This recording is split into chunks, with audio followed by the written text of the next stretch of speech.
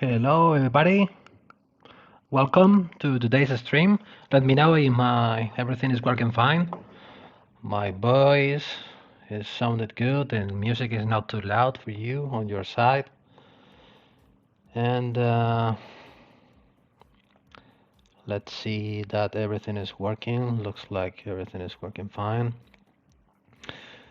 Bienvenidos a todos. Welcome, everybody. Hola, hello, good evening, good night, whatever.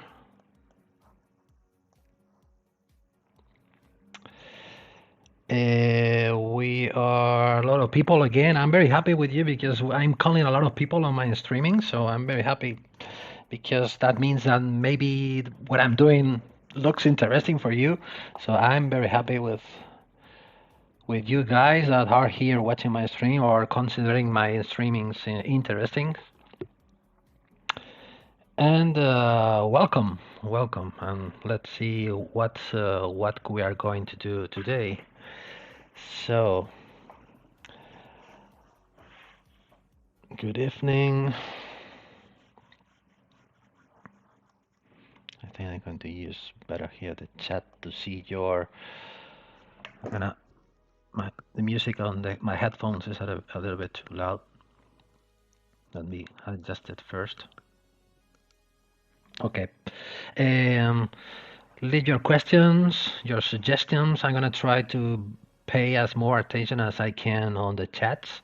So to read all of your questions, so I'm gonna try to answer all of your questions, or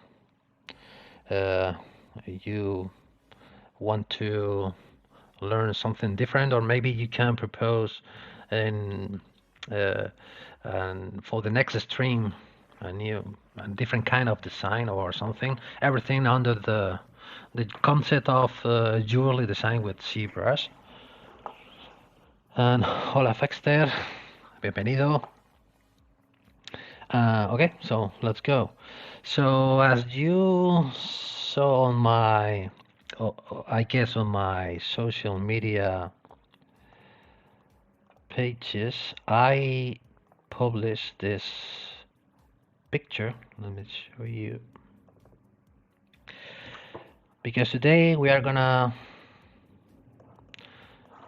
start making this kind of Baroque. I don't know how to pronounce this, to Baroque or Barroco in Spanish. So thanks.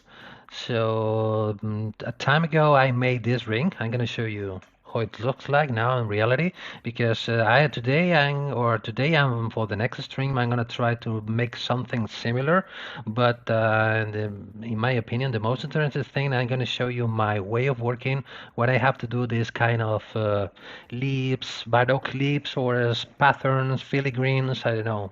There are many different names to call them, which are composed mainly by leaves, curves, and intricate, complex forms. So the jewelry design for today and for the next stream is going to be a ring, a band ring with a Baroque leaf pattern.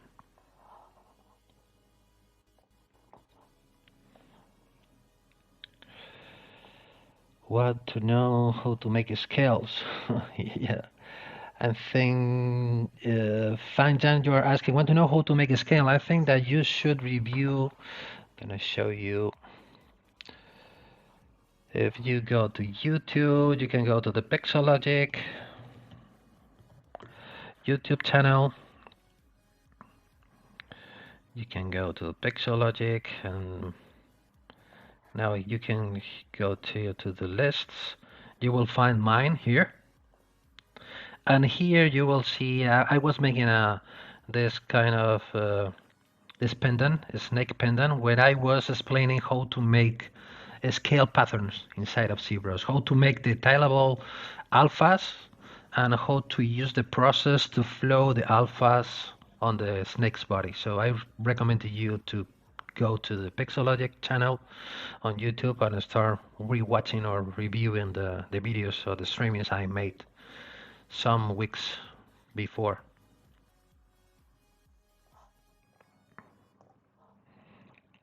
Okay, let me see if we have more questions.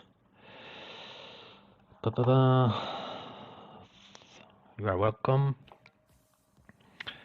Okay, so for today we're gonna do this. I'm gonna make my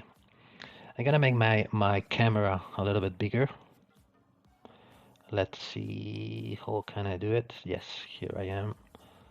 Let's make it bigger. And I'm going to show you. This is the ring. Let me see if I'm able to stay in focus. Almost. I was making some test before. Okay, but I think that you can see it. Whoa. Okay. Yeah. Oh. There you go.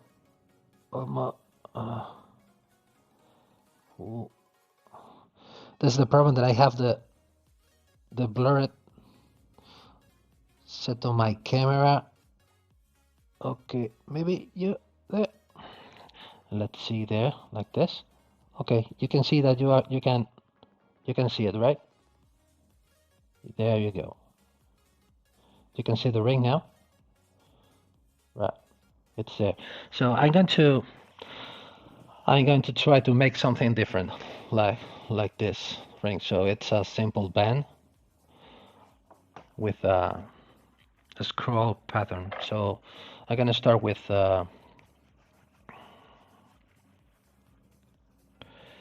I'm going to start with the to start setting the finger size. I'm going to use the I have here my plugins. I'm going to use the ring utility plugin. I'm gonna start taking measurements from the real real ring. The inner finger size, my size, is 20 millimeters. So here I can select millimeters and 20 here, 20. The thickness, I think I don't care about the thickness. I'm more worried about the width. The width of the band, it's around 12 millimeter. Yeah, mine, this is 11 millimeter, or let's make it a little bit wider. Let's say 12 millimeter here on the width. So we can make them a base mesh for the ring. Clicking here, I have here looks. This looks doesn't look correct. Oh yeah, because I selected this is going to be this is the mandrel. Let me check it out. The scale master. Yeah, it's too big, so doesn't matter. Let's change it. So let's put here 20. Clicking, selecting all. Now we have this is 20 millimeters. Okay, the ring size, and here I think I have to change the width of the band. Now is 4.5. Gonna turn this off, and let's say 12. So this is going to be the surface that I'm going to use for. I think that I choose the wrong number here on the plugin. I'm not sure what I did wrong, but doesn't matter. Now it's fixed. Now I have here. This is the finger size. This is the mandrel or the finger size that I'm going to use to start making booleans. I don't care about this subtool, about this kind of cubes that the plugin creates by default. Let's delete it. And let's put it here at the bottom of the list. So this is going to be negative, and this is going to be a live boolean. So I'm going to correct this. Let's save it. Let's save this. So this is the Baroque ring, for example. Yeah, one ring to rule them all. Yeah, this is the first ring that I'm going to make on my streaming. That's the reason why I choose to make a ring, because we can talk about ring sizes and things like this. I'm fine, burning bright. Thank you. I need to make a crown. Let's see. Let me read the question first. Lee Gibbons is asking, I need to make a crown, so I am going to work along with you. Okay. A crown, if you have to make a crown, I strongly recommend to you to use the ZRemeshing feature. I'm gonna use it here, maybe. It's very useful for make crowns. I wanna how to get such measurements. Okay. One ring, yeah. You can use the ring utility plugin. I use it wrong. I don't know why. Let me try it again, because I select the. You can use US size or ISO size millimeters. So I was looking for a 20 millimeter internal radius for the finger size, and then the thickness of 4 and width of 12, like it is now. I'm gonna start painting. So I don't know what I did wrong, because I'm looking for, this is a 12 millimeters. 12 millimeters by 20 millimeters. So I think everything is a long time ago since I don't use this plugin. I better used to I'm more used to use the scale master instead. You can start by the extruded cylinder. With the scale master, you can read here the scales, and then you know now that it has 20 millimeters by 20 millimeters by 35.59 millimeter long. So I'm going to use this. So okay, so I'm gonna pin now a plane. Where's the plane? The plane is here. So I should rotate it 90 degrees. I'm gonna put it on front. Gonna make it transparent because I like to start making things from the beginning instead of ZBrush with the final measurements. So during the process, I'm able to start taking measurements to know how thick is something or how thin, to know if I'm going to have enough space to set the necessary stones, or it's going to be too thin and it's going to be possible to break it after casting or after printing. So I prefer to, during the sculpting process, to start taking the measurements that what I am sculpting, it's gonna work well on the printing and on the casting processes. I recommend to you this. For example, I'm gonna make a Liquibon is still asking what tool for crowns I recommend for making crowns. For example, I'm gonna make a quick sample. I'm gonna turn on this. I'm going to append a cube, for example, a new cube. I'm gonna make it smaller. I'm gonna squish it a little bit. Let's rotate it 45 degrees. Make it like this. I'm gonna make a quite simple crown, right? But it's interesting just to grab the concept. I think I did something wrong, like this. Now it's straight, like this, for example. Let's make it a little bit of rotation in this view. So what I recommend to you to use the array mesh feature here. So clicking on array mesh, and then you can start making different arrangements. So in this case, the arrangement that we want is to rotate. So if we start rotating, you can see that you can start rotating on any of the each axis, and we can start making different copies from the element. But you need to start rotating not from the center of the piece, but from the center of the 3D space. So how to do this is you need to lock the position and reset the rotation point.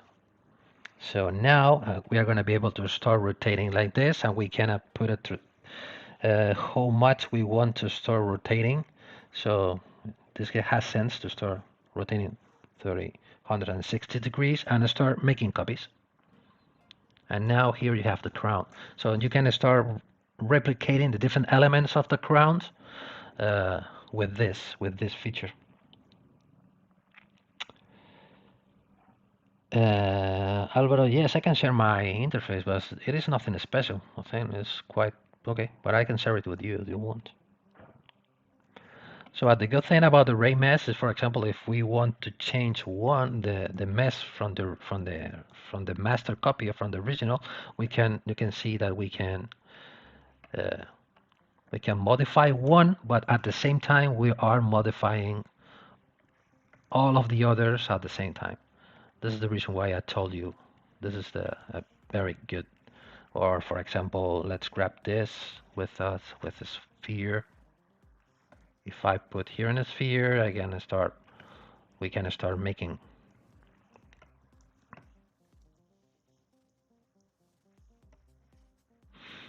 creating this kind of things with the array mesh. You are only modifying one, but you are replicating the one with a circular arrangement. Okay.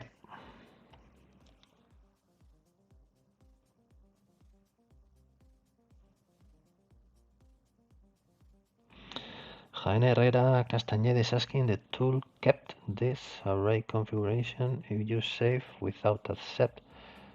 Yeah, you can save this. For example, the save button, you will save a file of the with the array settings you were adjusting before. This is very useful. For example, if you make different arrangements and it's going to be necessary to use the same arrangement for different designs or for different purposes. So it's very useful to save this. Okay, so let's continue with the. I'm going to hide the rest. I'm going to. Excuse me for a moment.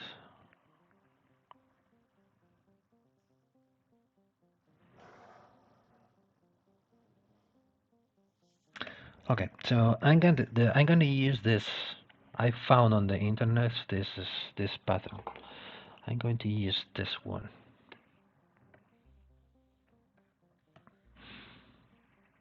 I found it interesting to explain different parts of the process.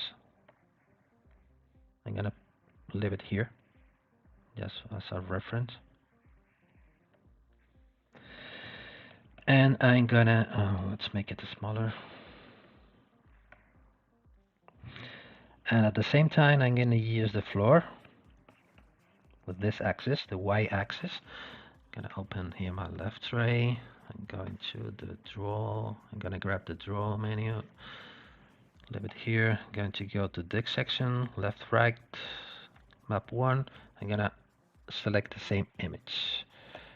No, I am the wrong axis. This is not the axis I need. This left, right. Sorry, it's the up, down. I'm sorry. Yeah, up, down. And this is the. So I'm gonna put the band, the other things visible. I'm gonna make it transparent. Adjusting the fill mode, enhance factor. I like to set this to its maximum value. I'm gonna make it less bright for the image. I'm gonna make the smaller now here.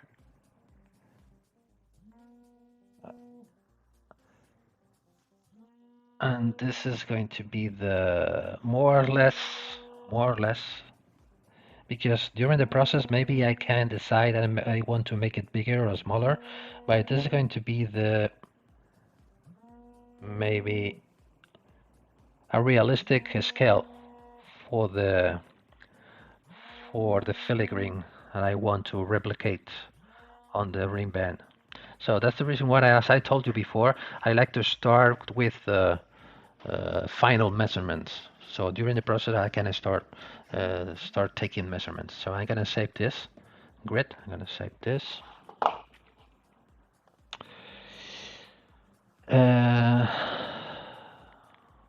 from Orlando. I've been there many years ago. Nice place. ZBrush is like magic. I agree with you. It's like a magic tool, but you have the power to make almost everything. Gracias, Álvaro. Thank you, Álvaro, to following me. Okay, so the reason why I place here a plane is because I am gonna start making the scroll, the pattern straight. So after I'm going to bend it to adjust it to the band curvature. But now, as a practice, I'm gonna show you better, or my opinion, it's easier to start making this kind of things completely straight, and after you can bend it and adjust it to any of the ring surface. In this case, a band ring. So the only thing that you should use is inside of here, the gizmo. You can use the bend arc, and once you have, we have completely finished the sculpting process. We can bend the the Baroque thing or the lips and to adjust it to the ring curvature. Okay, so let's go. One of the main processes that I use, I'm going to show you some of the processes that I use during this sculpting this kind of things. One of the main brushes that I'm going to use is the Curve Tube Snap brush. You can find it here, B, C. You will find it. Where are you? Curve Tube Snap. It's very important that you select this one, not the others curve brushes. So this one, Curve Tube Snap brush. I'm gonna start. You can see you can start painting curves or start painting tubes or whatever you can call it, tubes or curves. And I'm gonna show you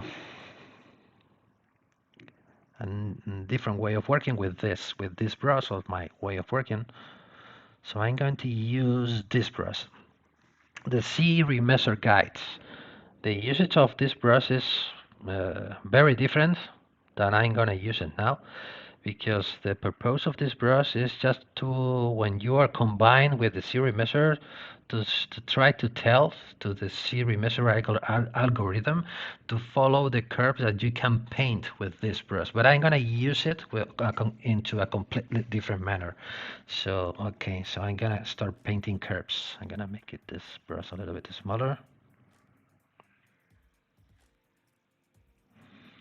Following, more or less. It's not necessary to try to paint the curve exactly the same like the drawing. After, of course, we can start moving or adjusting things. So here we have one curve, and here I'm gonna paint another curve, maybe till here. I'm gonna try to avoid to connect one to the other, so I'm gonna make it smaller. So next one is going to be here, for example. Let's say this one. Here we have two, but I'm going to make only one. I can make a duplicate after. And in this case, I'm gonna start creating a new one. Here, for example. No problem, Jeremy. You are not late. So in this case, I think it's going to be enough, because I'm gonna split the design into different elements to start playing with the different heights of the design. To don't try to avoid to make it too flat. To try to give it a bit of movement. So it's gonna be useful to split it into different parts. So I'm gonna make a new curve. I'm gonna paint here. I'm gonna give you a tip. Well, I don't like to say I am giving tips, because everything is already invented. I just discover different ways of working or different workflows for many of the artists you can find on the internet. But a not very useful tip for this is, for example, if your hand is not very precise when you are drawing the lines. For example, let's make here, for example, you are trying to make this, and you get something like this. It's not completely clean or completely precise. What you can do is to use the number 6 from your keyboard. The number 6. I'm gonna start hitting the 6 from my keyboard, and you can see you are gonna start relaxing the curves, and you are gonna start getting very precise and clean curves. I'm gonna undo it. Undo, and you can see now the difference. This is the, for example, this is the starting point. I'm gonna start hitting the 6 again. Take 6, 6, 6, 6, 6, and you can see how you can start relaxing the curve. This is very useful for this. Very useful. I'm gonna paint a new one here. Gonna try to avoid to touch the others like this. Oh, I miss. Well, doesn't matter. I can make them again. So like here and here. Smoothing for curves. Yes. King Kiran. Yes. Yeah. When I found it, it's very useful. There is another shortcut that it's the number 8 when you are using for example, I'm gonna make you a quick I'm gonna try to don't touch this anymore. I'm gonna grab a sphere, for example, make a polymesh. For example, let's select this, the curve brush, the curve tube snap brush, and I'm gonna start trying to replicate this. But you can see it is not exactly the same. You can see that you can start hitting the 6. You can the curve start moving, and then to update the mesh, you just to tap again on the curve, and you will start getting more and more precise or clean curves. Another tip is using the number 8. I think with the number 8 you can, or it was the number 8 or another number, I don't remember which one, or the number 9. And the number 9 you can start making copies from the same curve with the number 9. Number 6 and number 9. I don't know if there are six more numbers which can do different things, but the numbers that I use are number 6 for relaxing the curve and the number 9 for start copying the existing curves.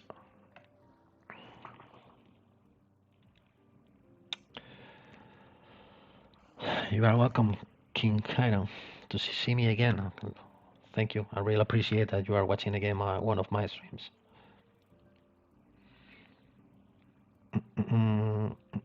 Okay, so now once we have all of the curves painted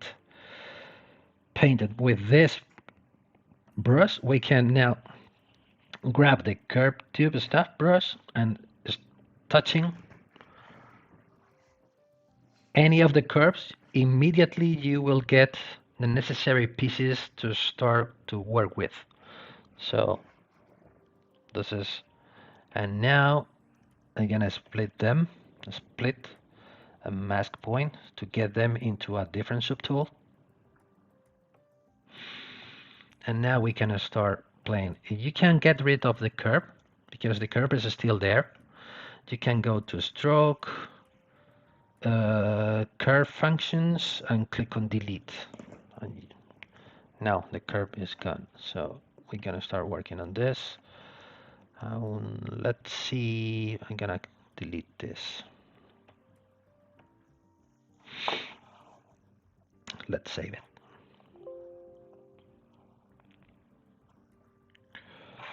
Well, we are a lot of people.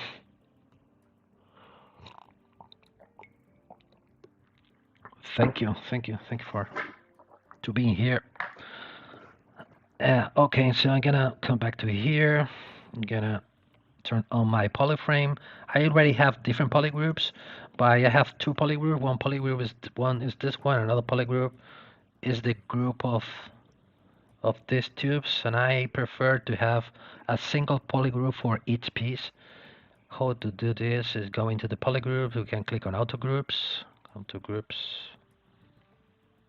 changing the colors. So we have one polygroup, two polygroup.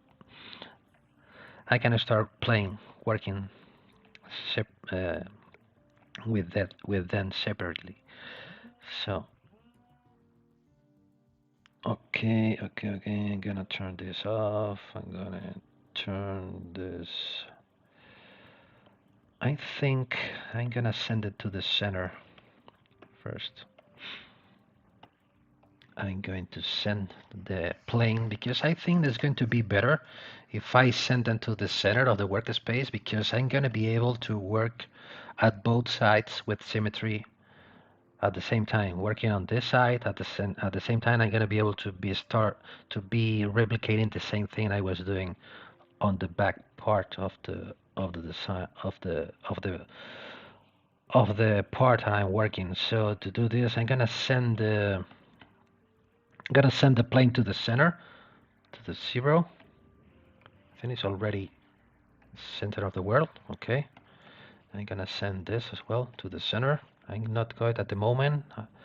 I'm not going to use the ring for today. I think both now are in the center. If you want to know where to find these buttons, which are, I think they are very, very useful, where you have the ability to send anything immediately to the center of the world when of any individual axis or at the three axes at the same time. You need to go to, let me think where I found it.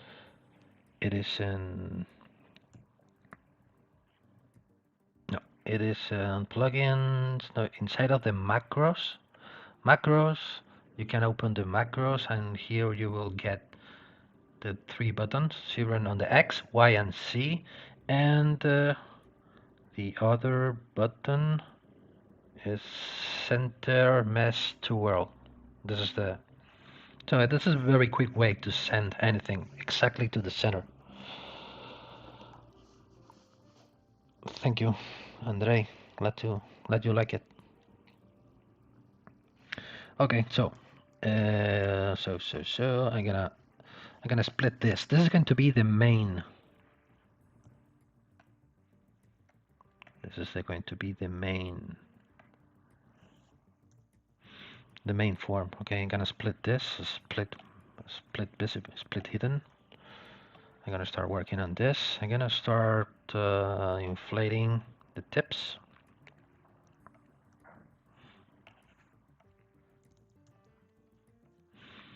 I'm gonna start the tips. I'm gonna create a new topology. I prefer to set this up to 0 because I'm looking for as more regular quads as possible. Let's try to keep the same amount when the ZRemesher, and now we can start polishing. We can inflate it a little bit to make it thicker. And now I'm gonna start bending. Of course, as I move it, I need to readjust the image again. So horizontal here and vertical there. Okay, let's save it again. And I'm gonna start bending this. I'm gonna start creating this shape, this kind of shape like we have here. Quite easy to do. I'm going to hide the plane. Let's grab the lasso. Gonna grab this part, invert the mask, blur the mask, and I prefer to use the transpose instead of the gizmo. When I need to use the gizmo, for example, to get into the gizmo options or start using the many options that the gizmo has, I use the gizmo. But during the sculpting process, I prefer to use most of the times. Maybe I can't say always, but most of the time I use the transpose line, and I'm gonna start rotating. I'm gonna start mask here. So this is the position of the transpose line is going to be very important. So I should put the pivot point here. This is going to be very important to start rotating this into this manner. Rotate. Let's grab the tip now, invert the mask, put the giz. Let's blur the mask better to start rotating, and let's start put this more or less in place. The same thing here. Create a mask, blur the mask, invert the mask, and start with making. When we are getting this kind of issue with we are not able to bend the curve exactly like we want, the problem is that we don't have enough polygons. So let's make a new mesh with a double. So let's grab this, let's inflate it, let's relax this. I don't like this topology. Like this. Okay, so let's make a new ZRemesher with more polygon. Let's polish it. Now it's better. So now repeat it. Okay, remesh, polishing, mask, blur mask, Vertimax, remesh. And one thing that I like is to push this out because it needs to be a little the same here. Vertimax and Vertimax can let's start rotating this. Let's make them as repeating the same process.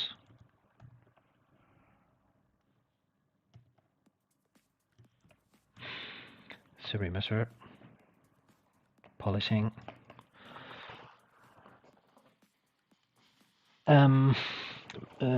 What is the plugin name? Which plugin are you referring to? Oh, the macro, the plugin. Are you talking about this? About this buttons? About how to center the mesh to the world or into different axes? For the lines. For the line, which lines? This is the transpose line. This tool. Slevin Caliber is asking, do you ever use the spiral brush? I don't use it because I feel that I don't have control over about what I am doing. So what you can do, for example, where are you? Spiral brush here. BS, you will find it here. You make it bigger. You can start making crazy things, but not exactly what you want. To start making random things, I think it is useful. It's very useful for curly hair and other purposes, but for this application, I think, in my opinion, I don't find it useful. Right, this is not a plugin. You're saying about this line, you will find this line when you are placing the Y, you are using the gizmo, or you are using the old school transpose line. You can do the same. I'm going to show you to make many different things with the transpose line. Okay, like this. And now I'm going to make this part a bit thinner. Now I'm just smoothing this part. This is going to be thinner like this. And now let's make it even more thinner. Maybe I can better to see it more transparent. I need more transparency like this. So let's adjust it following the original drawing as more as possible.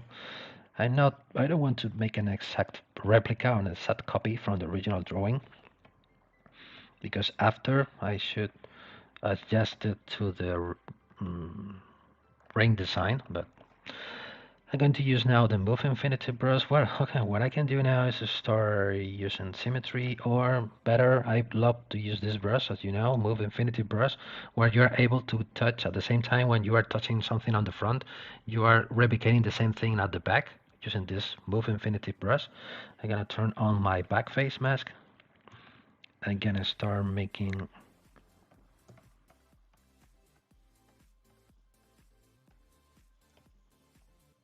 thicker on some areas.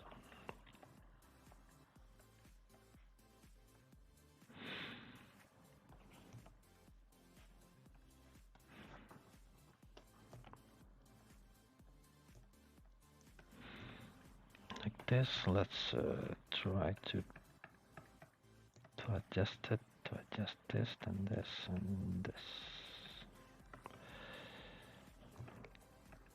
Let's use the move with the back face. I use a lot the back face for sculpting, not only for protecting the back side when you are sculpting thin meshes. Can I use this Polys brush, Smooth Pix, to start relaxing this, because I have a kind of issue there. Okay. For the swirls,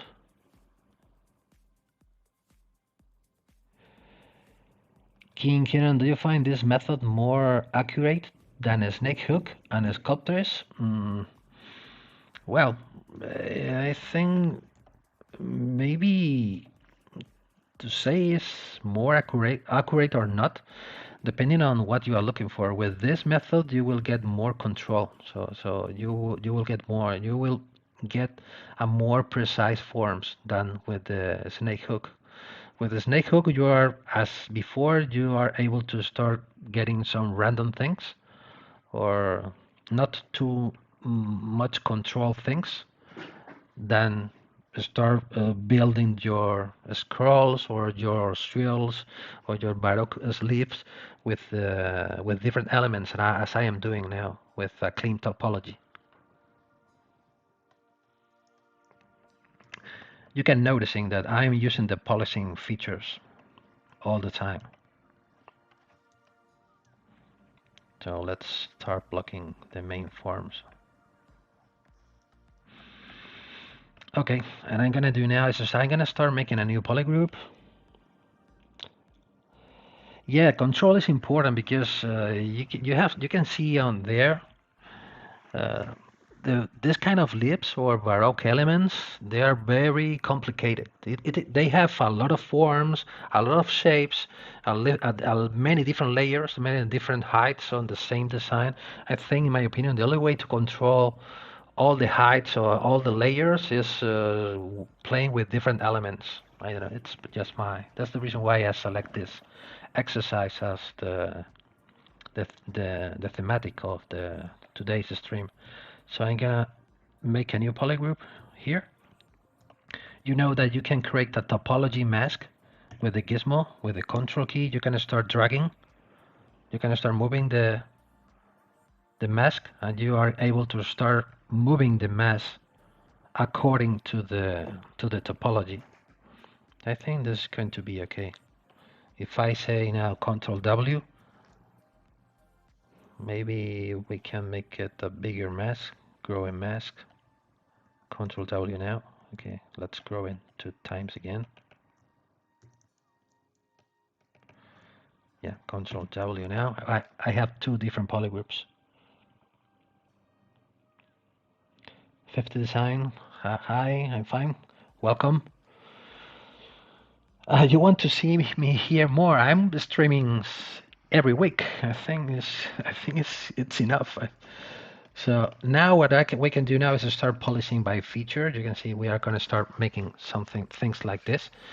But the problem that we have now is as we are working with a very low mesh, as we are polishing the mesh, we are shrinking the mesh at the same time. Now from this point it's gonna be the time to start creating a new mesh.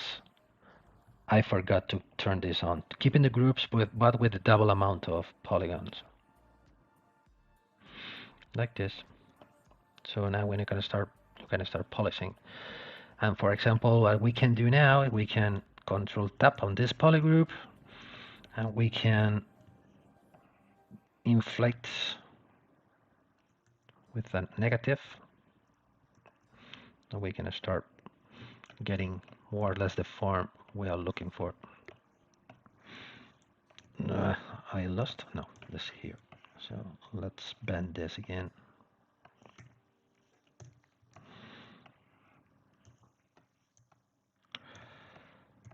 Of course, at any during the not yet because it's too soon. Because at any point it's going to be necessary to start sculpting or start adding details.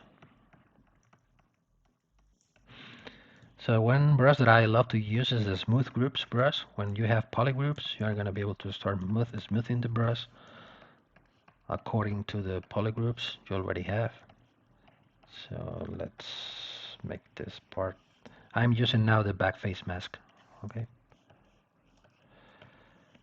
Let's try to make things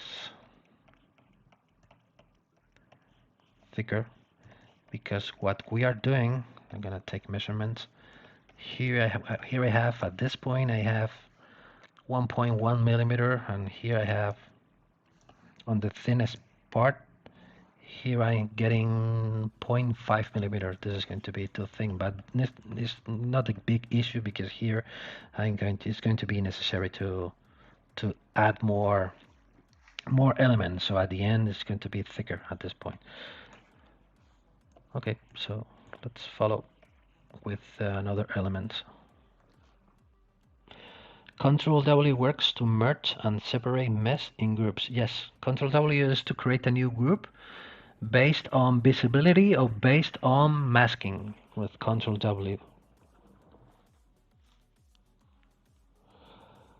Okay, let's follow with the more elements. Let's come back to here because it's time to making different things, because I don't want, as I always say, I don't want to make boring streamings when I am doing over and over again the same thing. So I prefer to switch and to go to another part of the design. I'm gonna select this. I'm gonna split this. Split hidden. I'm gonna use this. I'm gonna create a new topology with the double amount. Adapt the size to 0. Again, give me more polygons. Okay, let's start polishing. And now I think this should be. I'm gonna start smoothing this. This one should be a little bit. Let's send it to the center.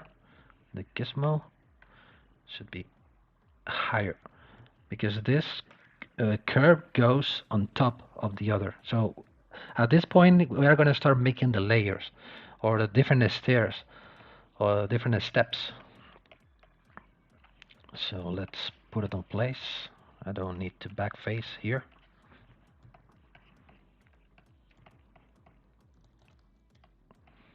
Start making this. Start adjusting how thick it must be, and this one goes there.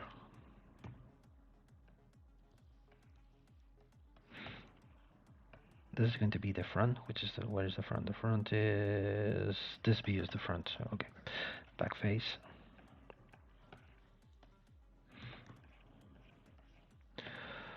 Okay, let's make a new ZRemesher.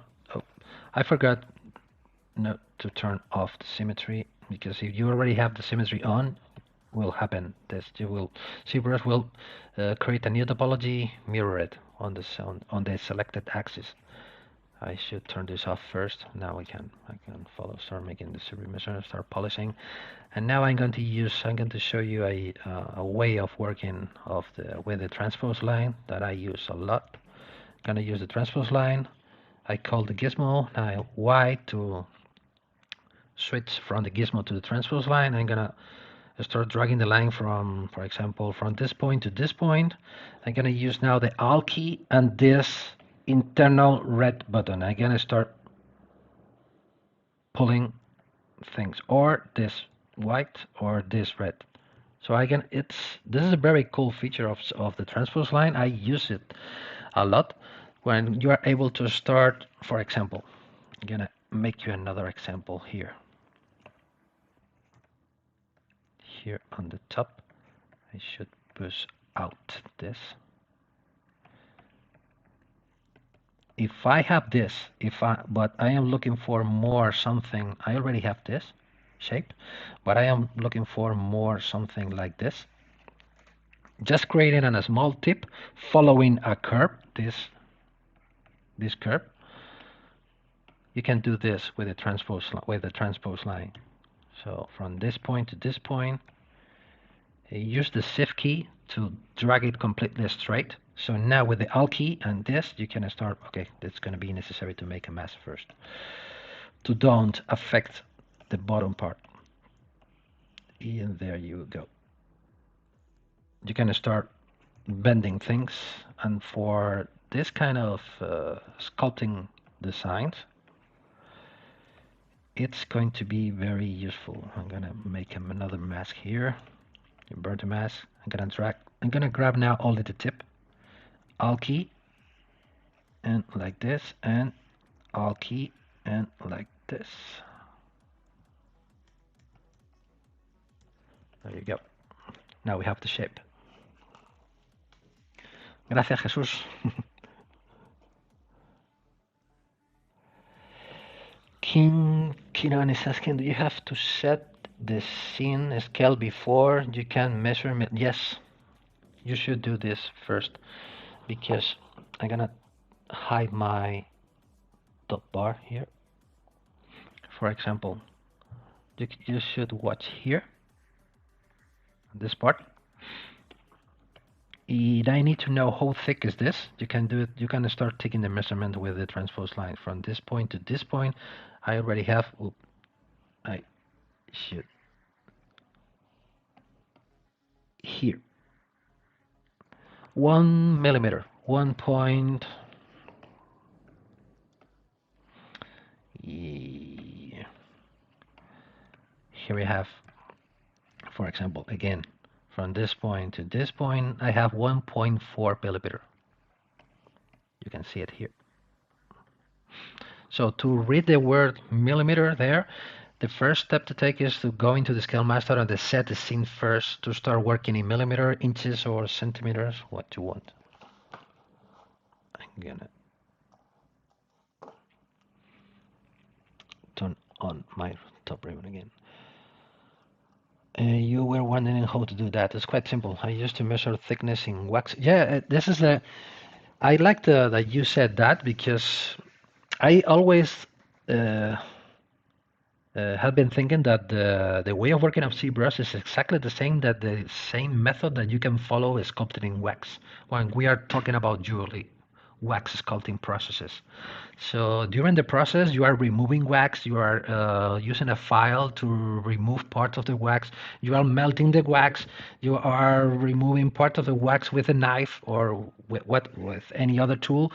During the process, you are always taking measurements to know how thick is this, how wide is that. So this is the same process that we can follow inside of ZBrush. You can start sculpting things, and during the process, just start taking measurements during the process. Of course, at the same time that you are sculpting, you are training your eye. So if your eyes know that from this point to this point, let me check it again. From this point to this point, from this point to this point, we have a 1 millimeter. This is 1 millimeter thick. From this point to this point, this distance is 1 millimeter. So at the same time, you are training your eyes. That means that when you are working on another completely different area or completely different part of the design, for example, here we know that we have less than 1 millimeter, and here we know that we should be around 1 millimeter here. So during your sculpting experience, you are going, at the same time you are training your eye, so you know that you are making things correctly.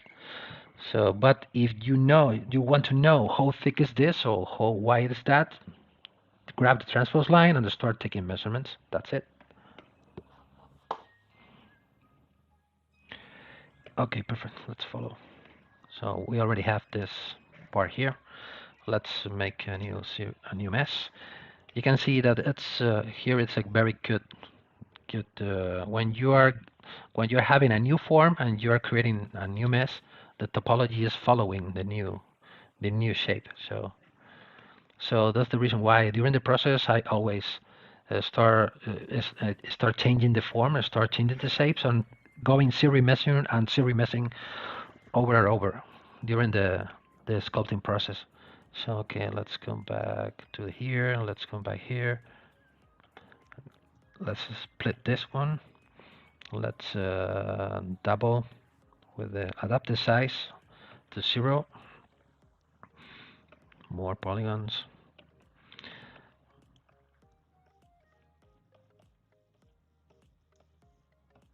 Let me see. Okay.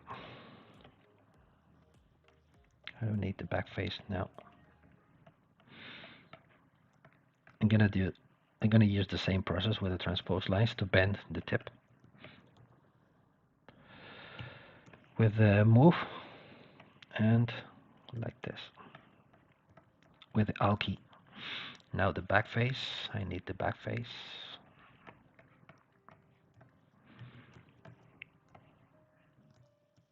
With the mask.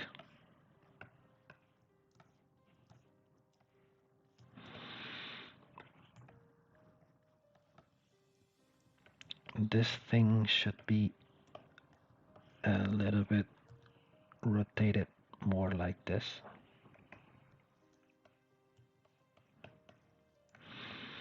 So we are going to start making the layering of different steps like this with the back face again to start make this part a little bit higher to start getting.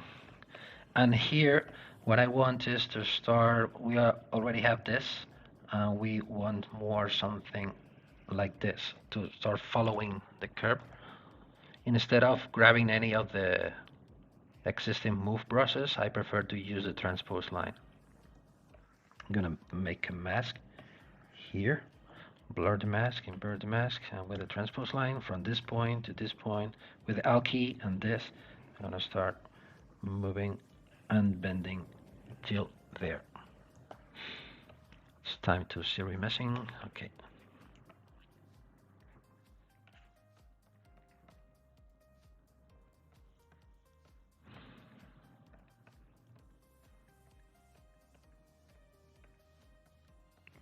Maybe the curves more polishing and ZRemeshing during the process. Yes, the transpose tool is very, very useful and it's very powerful. You can do many, many different things, a lot of things.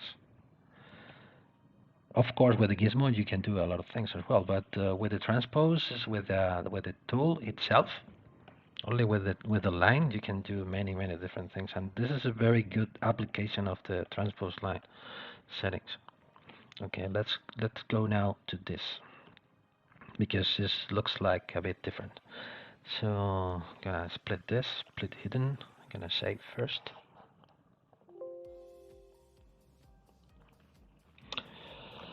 I don't use the snake brush. I don't I barely use it. I don't know why. This is a brush that I don't use very often. The most of the time that I use the snake hook brush is for this. For example, you already have this. I'm gonna split this. Split a mask point. I use, one of the main reasons that I use the snake hook is to when you need to, for example, let's I'm gonna fix this.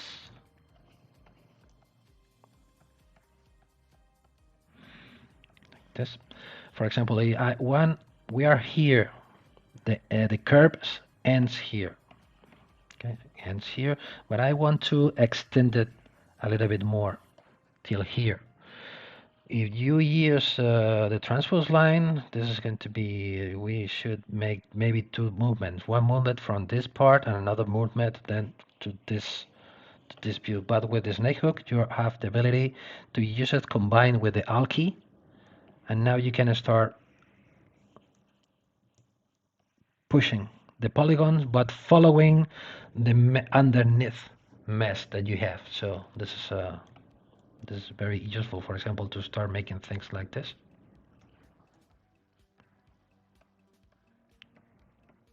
So the curve is still there, but you don't use it with the Alt key. You can start moving it, but at the same time, you know that you are pulling it inside of the other mesh. But you use it combined with the Alt key, you can do this, and this is very, very useful. The snake hook. This is the main usage I give to the snake hook.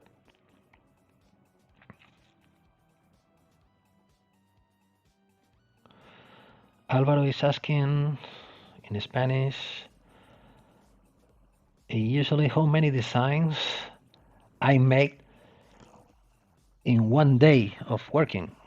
Maybe in one day I can make only one. Maybe only one. Maybe the designs that I do takes more than one day. Maybe they can take 2 days, or depending on the complexity, maybe 3 days or 1 week. But the most simple design can take at least 1 day. So I only make one design per day. Right. David Ford is asking, can you offset logo ZBrush Live? What do you mean? Can you offset logo ZBrush Live? David, what do you mean? Turbo Grappler is asking, how do you ever use clay polish to sharpen? Clay polish. No, this is a clay polish brush. I'm sorry, the clay polish feature is a quite old feature inside of ZBrush. I don't use it. I don't use it. Maybe in strange cases, I remember that I already have this feature, but during my daily work, I don't use it very often. One day of in ZBrush is way faster, of course, of course. This is the okay. This is the never-ending conversation about digital versus traditional sculpting. I know that is one of the best things about the digital sculpting is how fast you can be, how productive you can be using a digital tool instead of real tools or working on a piece of wax thing. Maybe you can do almost the same things, but the key of the process is you are going to be much more faster, and at the end the time means money, so it's going to be more productive in terms of time and in terms of money, I think. Logo from top left of the screen. Yes, we can make an alpha. We can make a black and white. You can make a black and white from any logo type, and you can convert it into a mask, and then you can extrude it, for example. Or if you already have the ability or the possibility to create I don't know how to pronounce it. Let me find it. There's inside of the 3D roll, text 3D and vertex shapes. You are able to make an SVG file, a vector file. You can import the vector file and you can make a extrusion directly, importing the vector any vector file on SVG format. So the other process is to send it to Photoshop to make a black and white, for example, solid black color for the logo type and white color for the background, import it into ZBrush and convert the alpha into a mesh. And will be, for example, I can try to make something with this. If I go here, for example, we already have an alpha here, and you go to alpha and you click to mesh, you will get this. An extrusion from an image, from a black and white image. You want to get rid of the plane, you can do is going to get geometry, modify topology, mirror and well, in this case in Z, and you have an start. You can, of course, you can start polishing, sculpting the start, and make it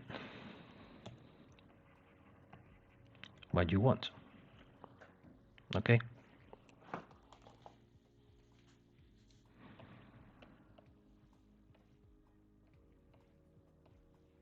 Let's come back to this.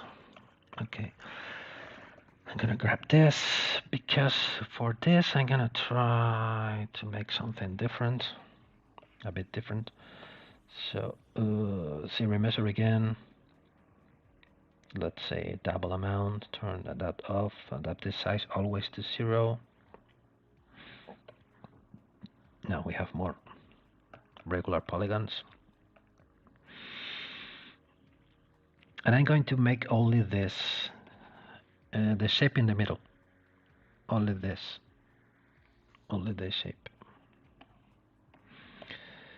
Again, for this is going to be very useful, the transpose line. I'm gonna grab this, the move infinity brush. I'm gonna put it on place first, here. I'm gonna pull it back, like this. Gonna smooth this to make it thinner. I think this one should be a little bit longer. I'm gonna make a mask again, blur mask, inverted mask, using the transpose line again.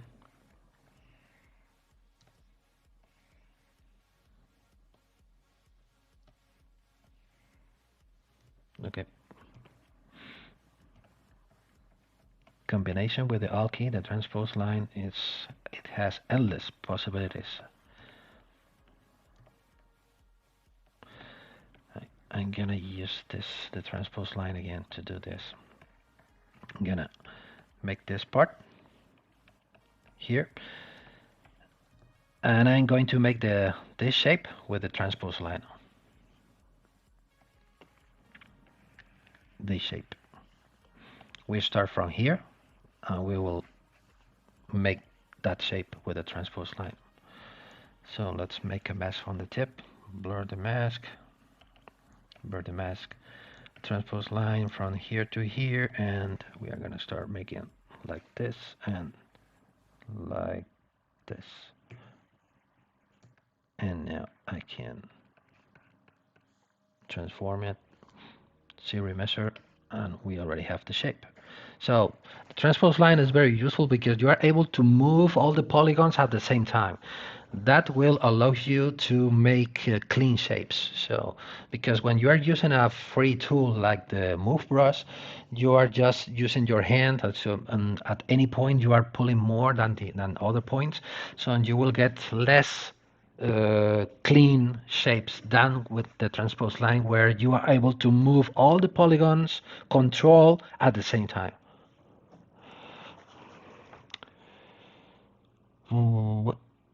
Whatever. Okay.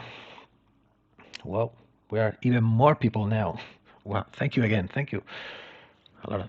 I'm really impressed about the amount of people who comes to the live session. So we already have this. Let's fix the curve.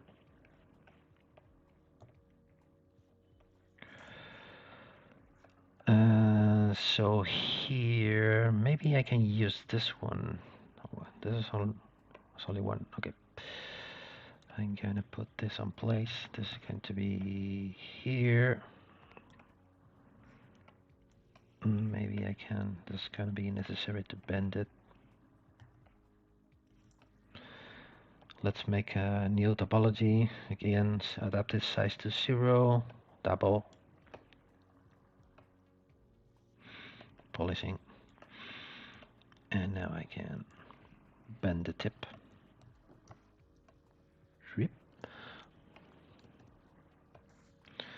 And this should be till the top.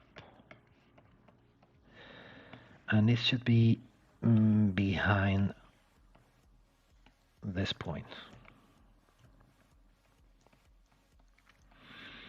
And this part should be connected with this. So I need to mask this. Blur the mask, transpose line again. I was making this movement with the move option, not with the scale or rotate, but only with the move. Okay, this is important. So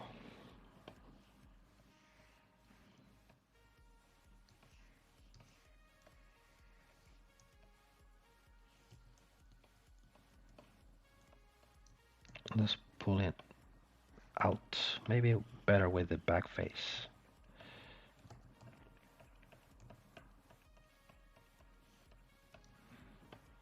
Okay, let's make a new topology like this, and let's grab now only the tip with the move again to start going till here. Remove the back face. I don't need the back face now. Polishing.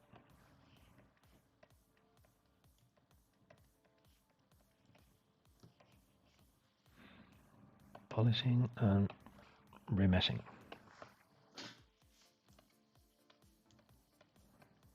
This should be on top.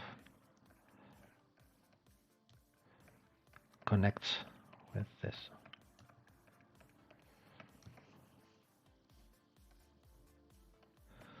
Of course, if you have a regular mesh, okay, not a regular mesh, an uniform mesh, will be better to bend it for bending purposes. If the polygons are straight or broken, so you are not going to have good results. It's going to be necessary to have a good topology to be able to start managing the mess when you want to make curves and forms. Okay, I'm gonna make a copy from this one. Let's make it smaller, not that much. Start polishing, because here we have a double shape.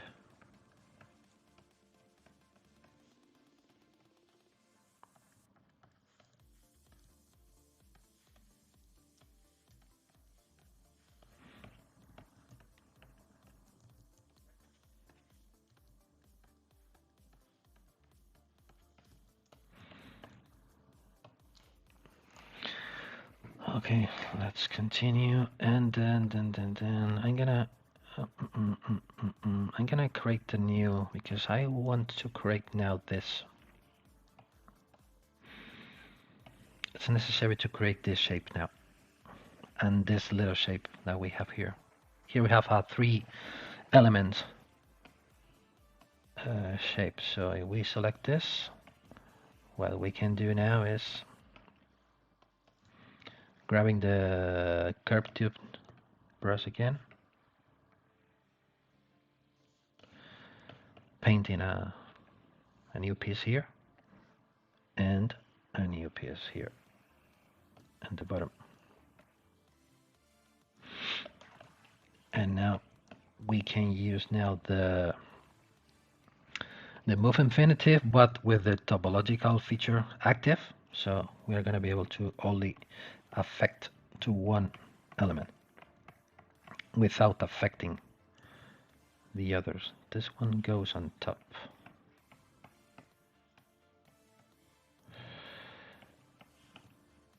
On top here, and this one goes a little bit smaller, goes on top, and this goes behind. Okay, so let's create a new topology.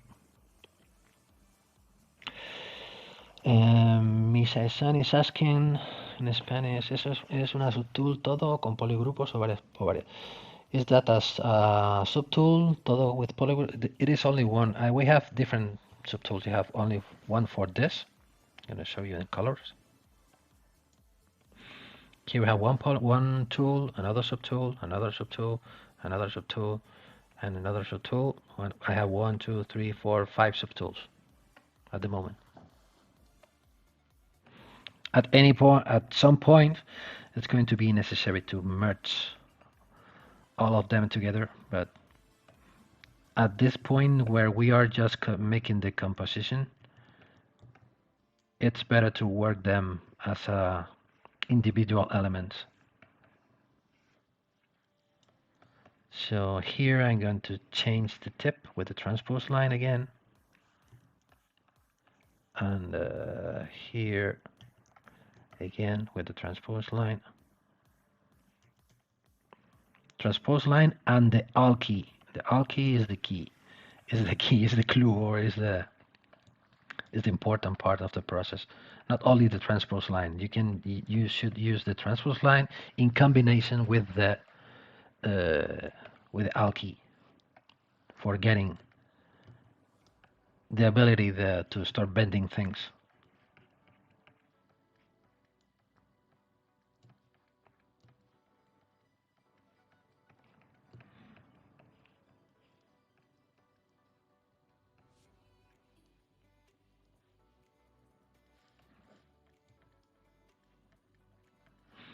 Back face. I think this part should be bended here.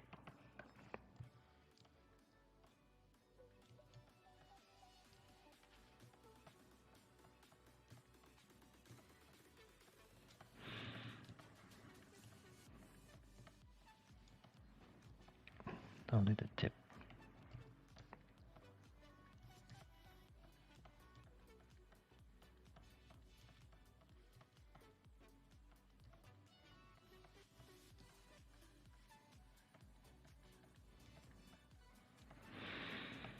I think this part should be behind, and this part should be. I'm gonna grab only this part, blur the mask, and this part should be.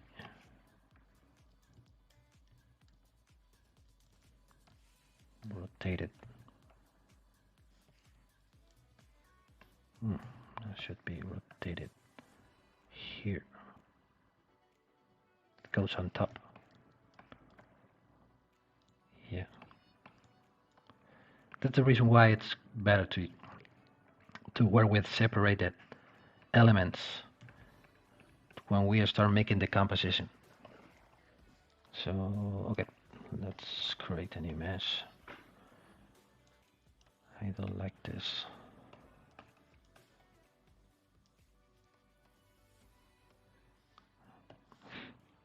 I don't like the results of the topology here. What you can do here is you can use the brush I was using before with this.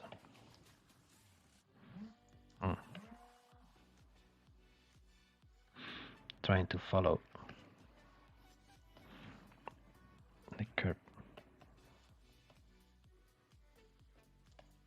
again.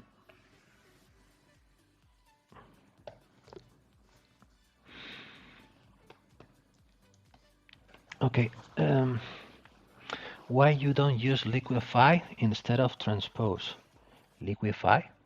The liquify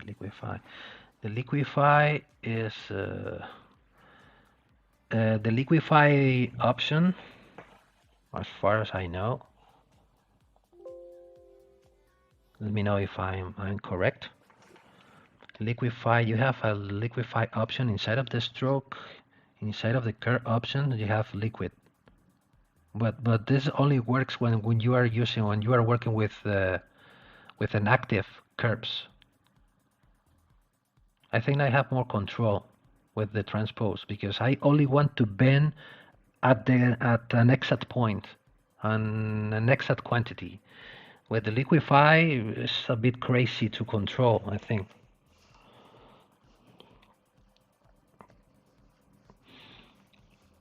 What do you mean? I'll click left about the transpose. Are you talking about the transpose? About that shortcut? I'll click and left. William Contreras is asking ¿cuánto tiempo llevo usando ZBrush? How many times I've been using ZBrush? I've been using ZBrush for 14 years.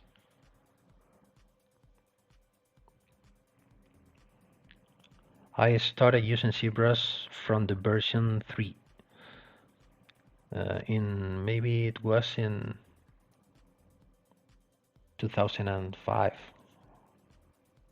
or 2007, I don't know. No, 2006 or 5. Gracias, Raúl. They're very, very cool rings, but it takes time to sculpting them. So okay, so I'm gonna start creating, because we already have, I think, the main shapes in place. Maybe we're gonna start making start tweaking things, but it's not going to be necessary to replicate the design exactly the same, because this is going to be, if we go to the scale master, for example, let me see it. Scale master, we are creating this piece. It's less than 5 millimeter wide from left to right, and less than 5 millimeter from top to bottom, and 1.43 millimeter thick. This is going to be very small. So on some areas it's going to be necessary to make it thicker or than the original reference, because if not, we're gonna get problems on the printing and on the casting. But the thing like this is gonna look good, I think. I'm gonna add here an extra tube before jumping to next step. I'm gonna add here. I'm gonna invert. I'm gonna remove the mask invert, and I'm gonna change the topology, polishing. I'm going to pull this inside because here it has a new step here with this kind of thing. At this point, I'm gonna merge all of them together, okay? I'm gonna merge them down, so I'm gonna select the first one, merge, merge, merge down, okay, okay, okay, and okay. Now we only have one subtool. I'm gonna polish everything together. I'm gonna create a new mesh with the same amount of polygons of everything. Okay, let's polish this, polish and this. And now I'm gonna we're gonna start making. I'm gonna start adding some thickness, because you can see on this is going to be the front, but on the back, this is going to be necessary to be something like this. Of course, this is going to be the top. The top is okay. The top is okay, but on the bottom, we should have more something like this. It should be extruded like this, like a block, because the ring of the band is going to be here after the bending. If we, this is going to be the curvature of the band, and this is going to be the relief. Should look something like this, but inside of the band we will get this.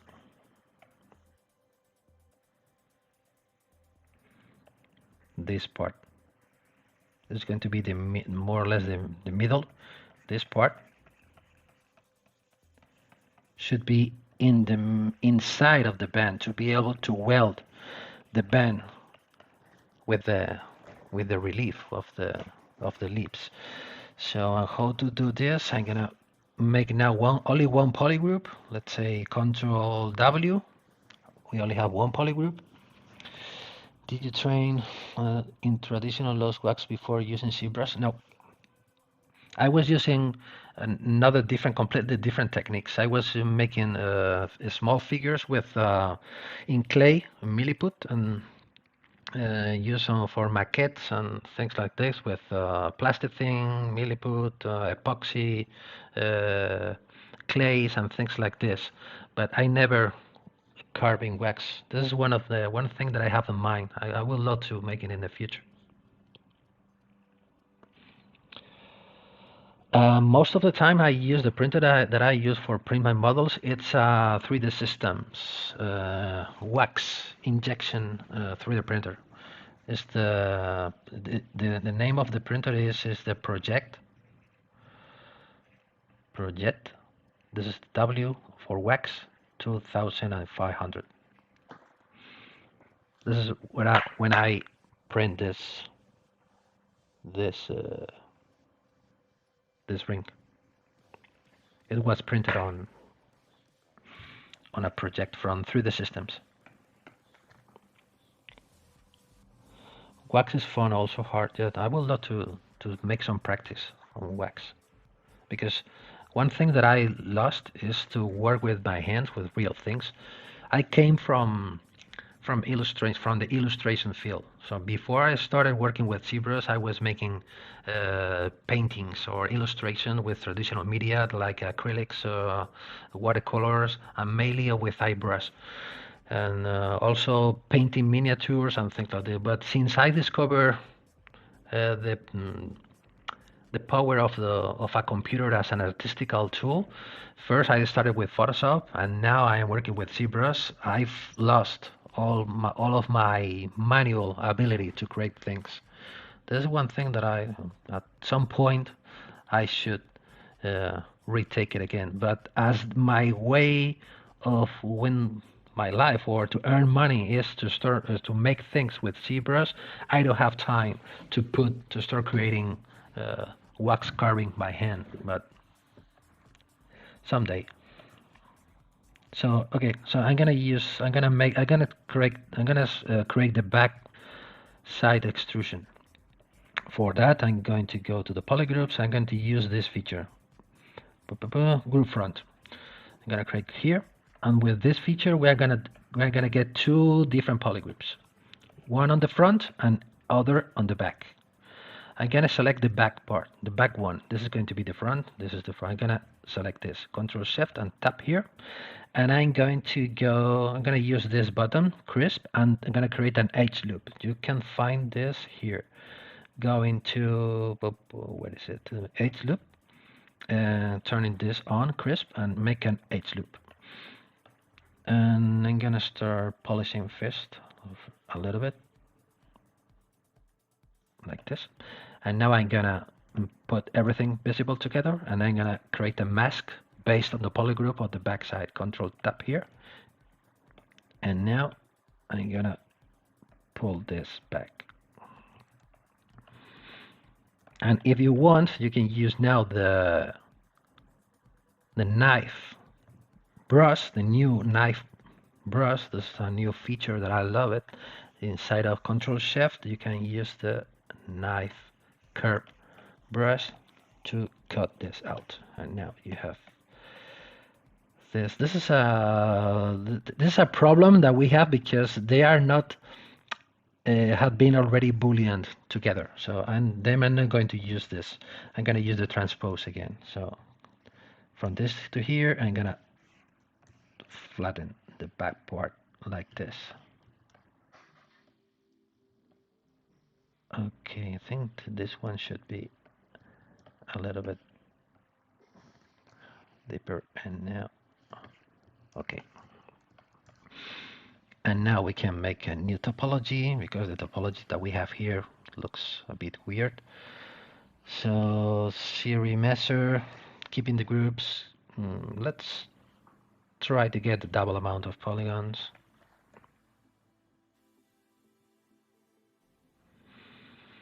Okay, let's polish them.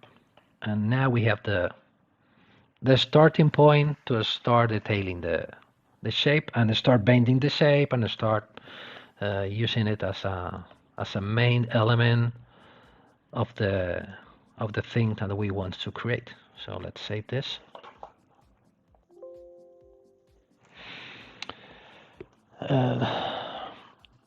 Yes, I'm sure the hands ability, because I feel that I have lost it, because when I try to draw something on a paper, I feel that I have lost a lot of hands, a lot of feeling with the real tools. Yeah, like writing on a bag. This is something that you have in your brain that never disappears, but you need to get practicing. But hola Jorge, ¿qué tal? Hello. Slavin Calebra is asking, hatching, carving, do you have a rule or thumb for balancing the level of detail? The level of detail, yeah, this is a very big question that all of us which works with digital tool, we only have in mind that the things that we are doing is going to be able to be casted, or going to be able to be they are going to be able to be casted on a printer or in metal in this case. I think there isn't a magical rule. The best rule, I think, is a trial and error. I think you need to test the printer that you are using and start making printing tests and start checking what you are doing. You are going to start learning about which is going to be able to reproduce and which not. So it's just practicing and making tests.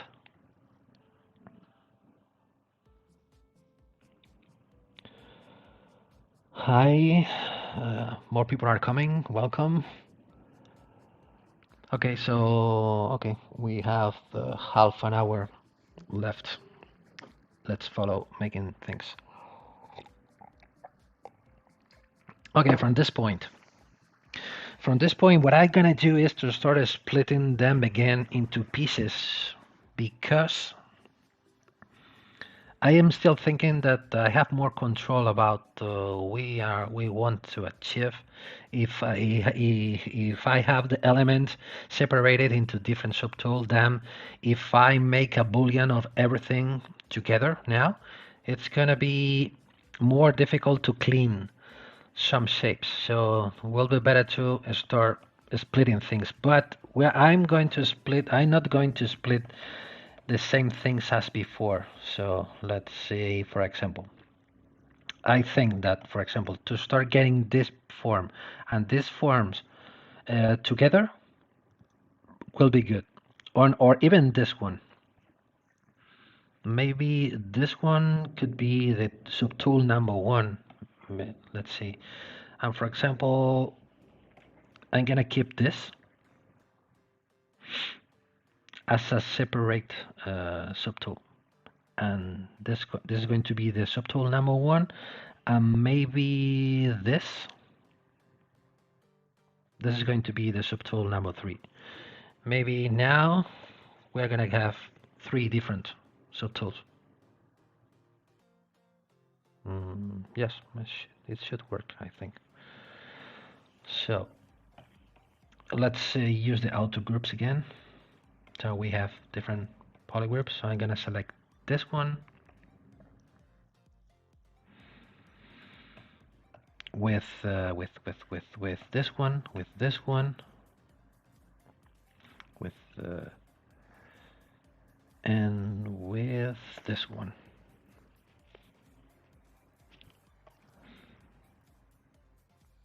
This is going to be one thing. So split hidden. And here I'm going to select this one, and this one as another subtool, split hidden. So now we are going to start working with 1, 2, 3 subtools. So let's select the first one. I'm gonna subdivide the mesh. I'm gonna polishing. And from this point, I prefer to work with Dynamesh. So I'm gonna make some adjustments first.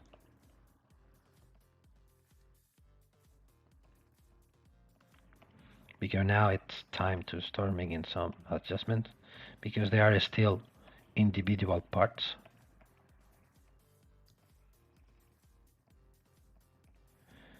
Like this.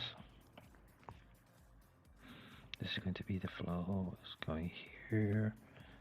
Maybe this. Now I'm using the Moog topological brush, which allows me to touch individual things as individual parts. Gonna make this a step a little bit higher to don't have problems with the Dynamesh, like this, and I'm gonna make this higher as well.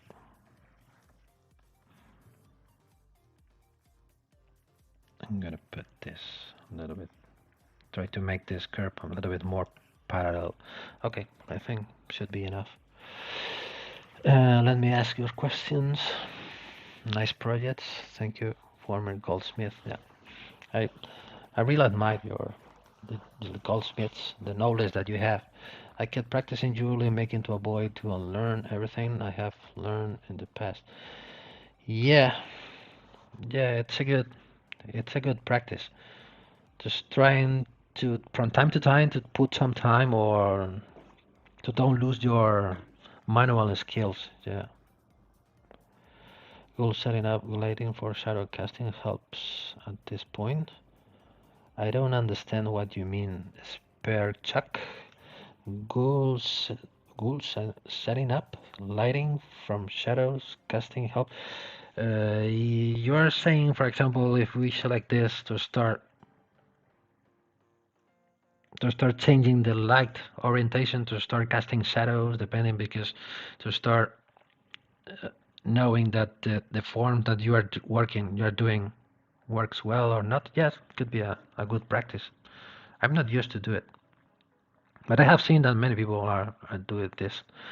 When during the sculpting process, they change the light to see how the the forms react to the light, who cast the shadows to know that they are making the forms right. But this is not I don't use it. I don't make it very often. Isn't it easier to take that picture on left, put it as an alpha, and on a layer brush, and transfer it from free? No, this is not going to work as an alpha. Because keep in mind, when you are making alphas, you are working with black and whites, and in the middle you will get different grayscales values. So in this case, for example, if we grab this as an alpha, for example, let's do it. If I grab a plane frame, let's make a polymesh. You are here, so let's make the mesh a little bit more dense. Divide 1, 2, 3, 4, 5 times, so we already have 1 million. I'm gonna load this as an alpha. Import. This. Oh, I already have this. Now I can go to alpha. No, I can go to masking. I'm sorry. I can go to the masking, mask by alpha, and mask by alpha. Here I have. And now if I invert the mask, if I create this, this is what we get. And you can see all the noise we have based on the different values of each pixels from the picture. So in this case, you can see this compared to this to a physical product. This is what we are looking for: more volumes, different heights, different layers, different details. It's not able to do this with an alpha, I think. Or I don't know if I'm not sure if this is what you meant or not.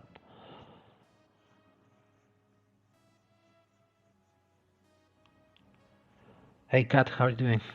Thank you very much for being here. Thank you. Maybe only if you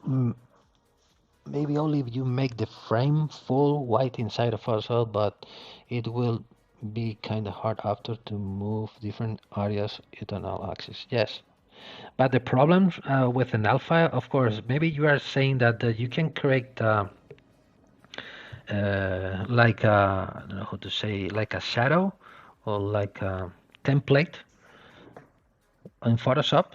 Then you can start importing the different curves to create the extrusion, but with extrusion you will get something like this. Starting from an alpha, you will get like a blocks, like some different blocks or different. So then you will take more time to start removing the corners, to start making a more organic feeling to the sculpting, instead of starting from tubes as I did before.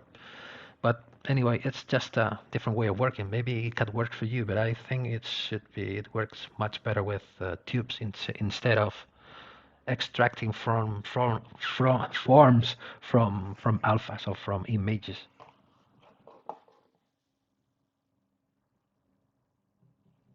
Okay, so let's start sculpting with. We have 20 minutes. So now from this point, I'm looking forward to have a good resolution Dynamesh to work with.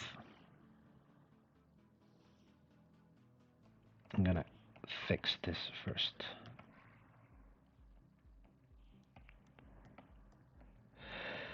Instead of using the Dynamesh where I need to decide which is the best resolution, I prefer to go to the Dynamesh utility.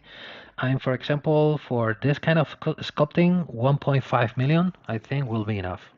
It's not going to be necessary to have more polygons. So now clicking here, we will get almost 1.5 millions. You can see we didn't lost any detail, but now everything is welded together. And the polygroups are still there. So now from this point, it's time to start merging things. So now it's the time for the smooth peaks and smooth valleys. Let's grab now the smooth valleys and then start melting or welding or fading. I don't know how to say this part.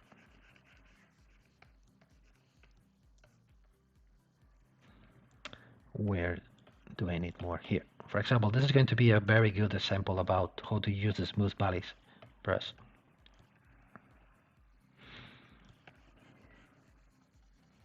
With the smooth valleys, we're only smoothing the valleys, the depressions. So for this, it's going to be very handy to start blending things together. You can see that you are not destroying the detail. You are just filling the gaps between two elements or two volumes. Sometimes I don't find the right words in English. I'm sorry. Like this. And Gary Schultz is asking, in the end, it is about sculpting an individual piece of geometry art. Yes, not about copying a drawing. Yes, I know it's tempting to work with alpha mass if there is someone. Yeah, many people. I don't know if you are thinking what I'm going to say, but many people are things that then the alpha is the magic way to create things, or it could be the magical way to start creating things. If you start thinking, if I already have this alpha, maybe I can start getting almost the final the sculpting without making almost anything sculpting on it. But in my opinion, never works, or 99% of the cases works. So it's much better to think about which could be the best way to sculpt anything from scratch, or like this, or using primitives, because at the result is going to be way better than using an alpha and making an extrusion. I don't know if, but and most of the time, many people from jewelry, from the industry of jewelers who are using CAD softwares, things like this. So because they try to avoid to sculpt as more as possible, because maybe they don't have the necessary skills. But the alphas, of course, in many cases helps, but this is not. It is not the magical way to create things like this. Even more like this things, just to get a good result or a professional or a good quality finishing.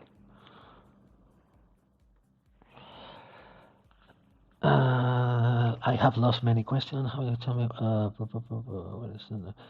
Peter Gibson, can you tell me what the drag over software you are using?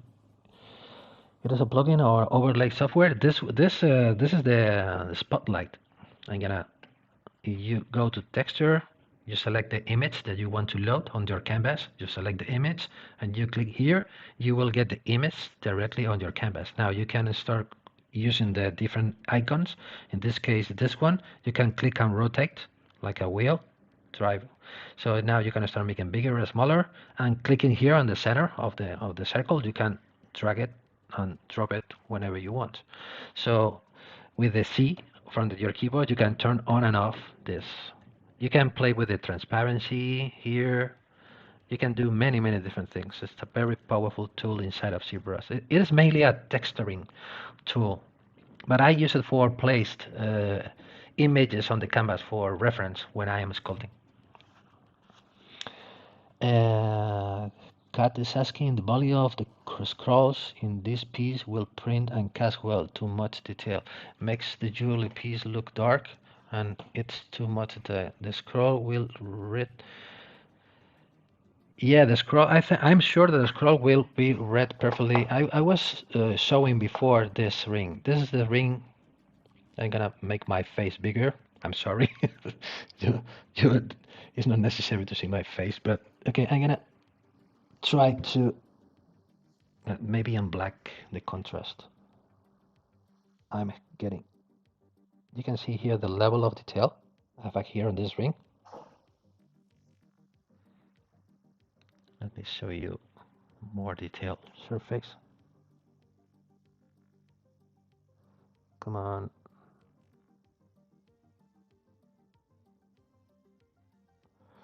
Oh, I'm sorry. Now, here you go. You can see that.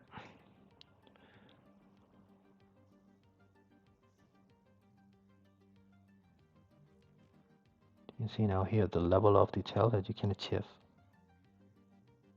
Here, and even this ring has more detail than this one, than this scroll. It has more little small lips. I'm gonna show you like this.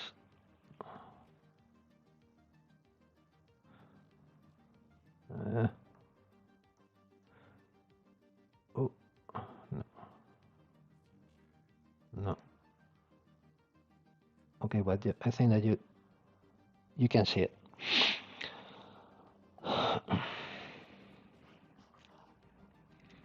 On the rings, and this is good to be enough for what's the ring don't look too hard or too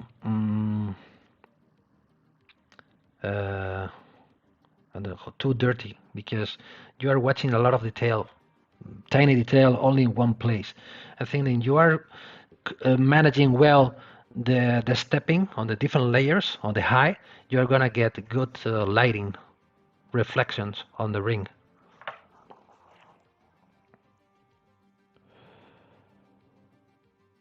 I think a lot of new jewelry designers put too much detail. Yes, I don't like to put a lot of detail. This is one of my things that I don't like to populate with a lot of to load with a lot of detail. The sculpting, the jewelry pieces that I make, I prefer to get clean shapes and big reflecting surfaces instead of tiny a lot of details on the surface. It's just my personal taste.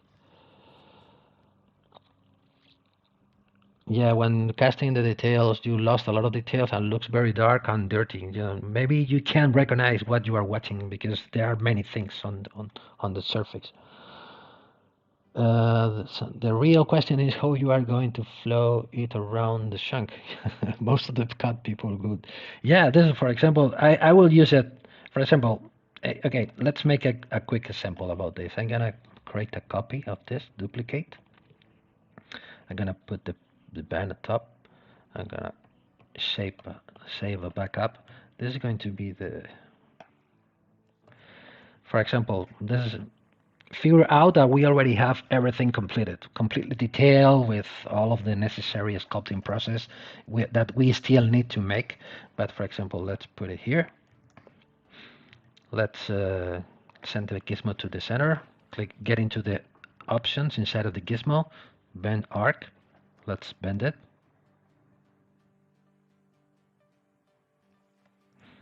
Like this. We can see that we are distorting a lot, too much the shape. Let's make it a little bit smaller, and now we can start bending the arc like this. Let's pull this inside. Let's get the transparency. Maybe it should be bended a little bit more. Click, bend arc again. I think I'm looking for 90 degrees here, more or less. Okay, this is going to be enough, I think. Like this, let's pull this in. And now what you can do now is to, you can start using the remesh. You can go into a remesh, turn on the remesh, lock the position, reset the position to start, how did you say, to flow it around the surface. So let's click on rotate.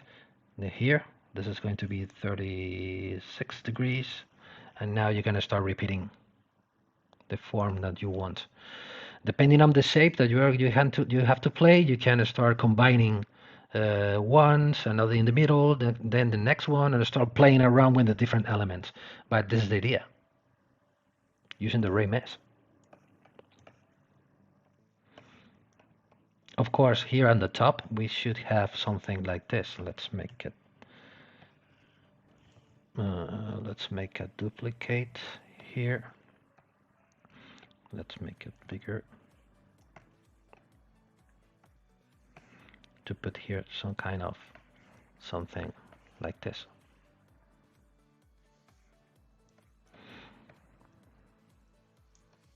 More or less, okay? I'm just making things fast.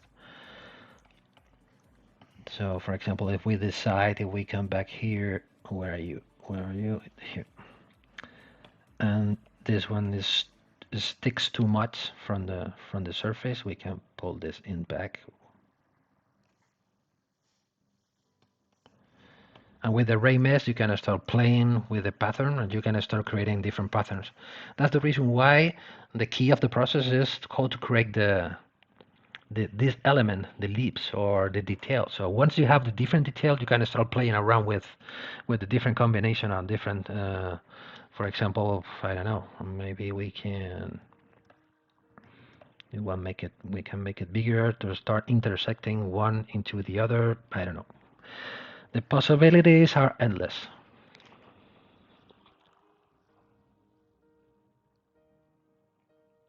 Oh, I'm sorry. Ooh, like this. I forgot to to make my camera smaller.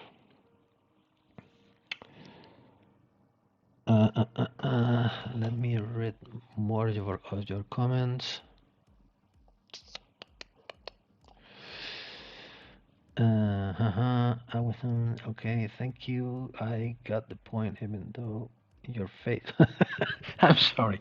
I'm sorry because yeah. This is just playing around with the with the rain mesh like this.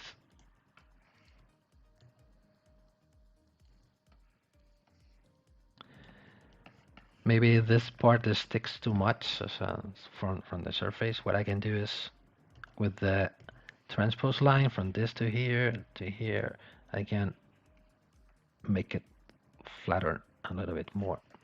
And here we have from the top till the highest point, here we have 1 millimeter, more than enough to print it and cast it, I think.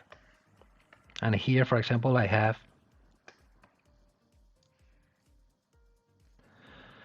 0.6 millimeter. It's okay for printing and casting. So here, this is going to be the right place. That's the idea, to start playing around with the array mesh settings. Do you size your ring in ZBrush? Do you have to account for any shrinkage? I'm sorry about my camera. I'm sorry. I forgot it. To make my camera smaller, I forgot it. I'm sorry. It's the first time that I do it. Then I forgot to size it down. Okay. Keen is asking, do you size your ring in ZBrush? Yeah, I do everything inside of ZBrush. And about the shrinkage value, depending on the client, is telling to me apply this percentage of shrinkage. I do it, and that's it. Depending on the kind of each client has its own way of working, its own processes, different printers, different casting machines. So I apply the shrinkage percentage as my client says. How do you place the array mesh to be aligned perfectly in the center of the ring? I do this. This is that is a very important question because I'm going to make a new copy of this. If we go now to the array, where are you? Here, we turn this on and we go to the rotate and we start rotating. We are going to start using the center of the subtool. But if we move it, we are still, we're going to try put it on place, more or less. We are still getting the same problem, even if we start repeating. But the process is to start resetting the center of the array. So how to do this is you need to lock the position to tell the ZBrush that you are going to move the mesh and you are going to change the pivot point, the pivot rotation point. So lock the position and reset the existing position we had before. So reset, and now if you move it, you start rotating. But if you start moving it, you're gonna start getting what you want. Now here you put 360 degrees here, and now you are able to start repeating the things with the ability that when you are, this is the best thing about this, is that when you are moving one, you are touching all of them at the same time. Because here it's like we are working on a virtual mode. We are not now touching or sculpting real topology. It's like working with Dynamesh, or this is a rendering way of working. So once we are happy with the results we are getting, for example, if we put it here, this is what we want, for example, we can now make the mesh.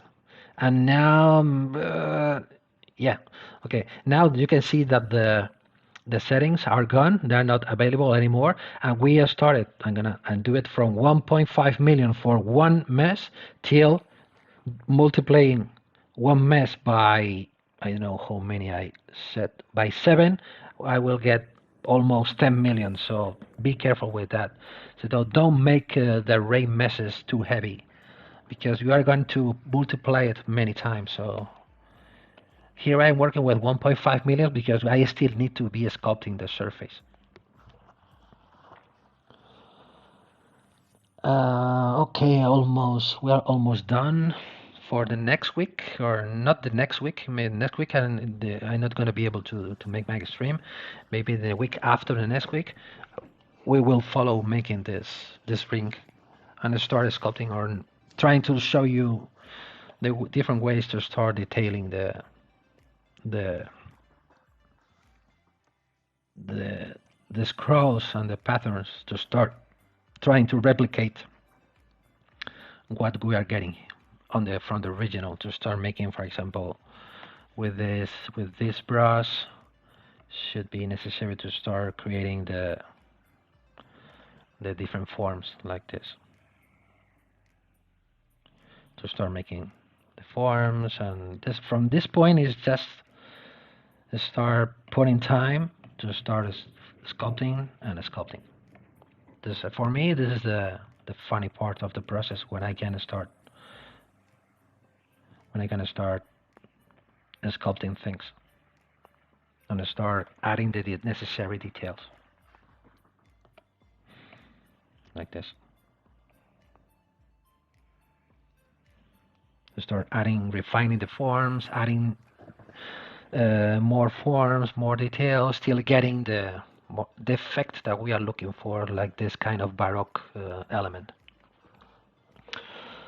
Okay, so what is the white toolbar that you are using to add notes? This is an Epic pen. You can find it very easily on the net. Epic pen. It's a free application.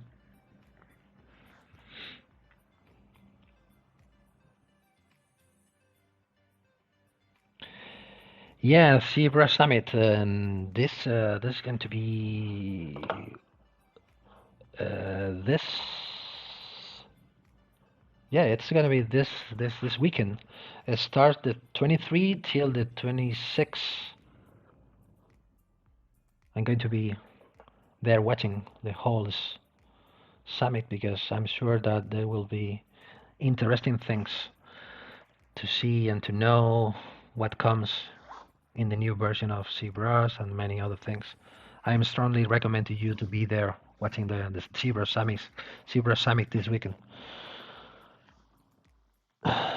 Like every year will be awesome. Yeah, I love it. And you can print a 10 millimeters calibration block on the print. Pass it, measure it, then determine the percentage of shrinkage. Yeah. The shrinkage is it's a very tricky part of the process. You should know it. And depending on the kind of metals are you casting, you can have different values of shrinkage, right? So depending on the metal that you are using. Uh, so again, thank you very much to all of you who has been here watching my stream. Hope it has been useful or interesting for you. I try to offer different content, everything related to jewelry design, of course. And I hope so I could finish this ring in the future.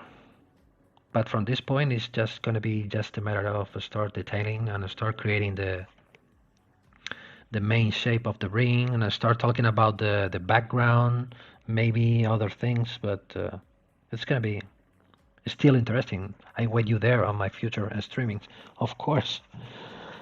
And gracias a todos, gracias a todos.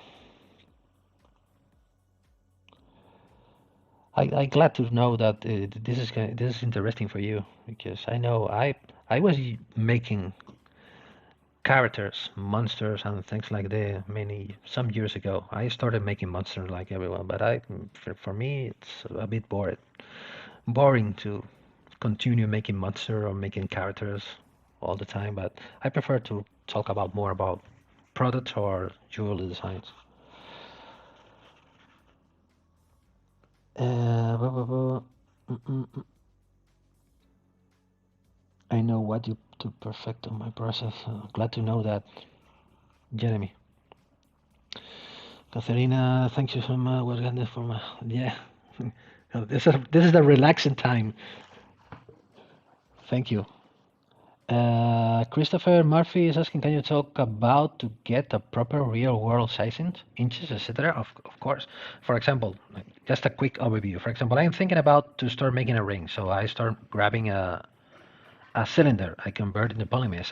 I need to start setting the finger size. So I go to the Scale Master, clicking here. I decide in what units I'm going to work. I'm going to work in millimeters, centimeters, inches, or feet. So I select millimeters, and now I'm looking forward to create that 20 millimeter cylinder calibrated for the finger size. So this time is going to be important to keep this R active. So I put here 20, resize a tool, and now I am working with a 20 millimeter cylinder. And now from this point, I can start putting elements on top and start making my ring design. So the answer for your question is start using the Scale Master plugin for setting your as you said, real world sizing for your scene. Okay. I prefer to do this at the beginning. Some people are making this full sculpting till the end, and at the end of the process, they gives the real measurements to the figure or to the ring or whatever they were doing.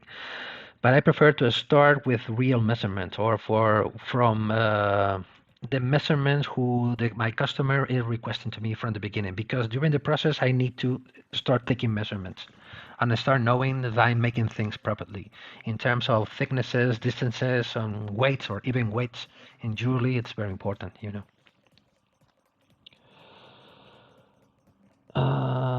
Thank you very much.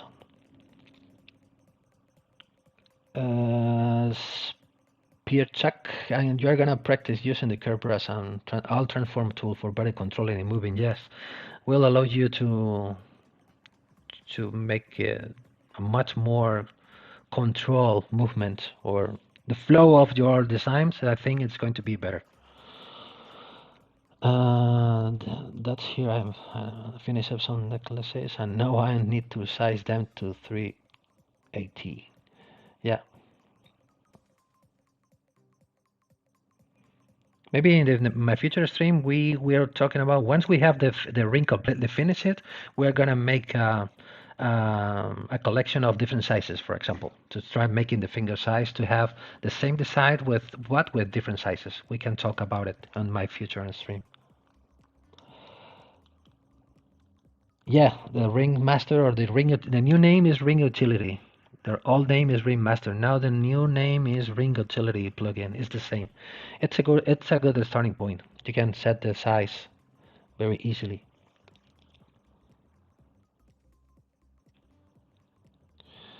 You make the desired size at the end. Can it cause some kind of distortion? No, no, because you are at the end of the process. You keep the R active, as I said before. You are gonna change the size proportionally. So you are gonna change one axis, and the other two are going to grow and shrink proportionally. So it's no distortion. I think so. Well, thanks for answering my question. You're welcome. That would be a super helpful stream idea. Yeah, in the future to try. Once we have the ring, finish it or almost finish it, we're gonna set it up for different sizes. In this case, it's gonna be very useful because we don't have a stone. So the problem is when we are creating designs with the stones. So we change the size of the designs, and also we are changing the size of the stones. So this is a completely different way of working. With like this, that we are, or even when we are making hollow things or hollow rings, we're gonna maybe we can have problems. But in this case, this is a simple band. It's gonna be quite easy to start making different sizes from the same design. How you do other numbers to same ring? Use the scale? Yeah, using the scale. We will talk about it on the next stream to start creating different sizes. Just using the scale master and start changing the key, the most important subtool when we are making a design ring, which is the mandrel. So we are changing the mandrel size. Turning this on, we are going to be able to change everything together according to the new mandrel size. That's the key. Okay, so okay, because I don't want to waste too much time from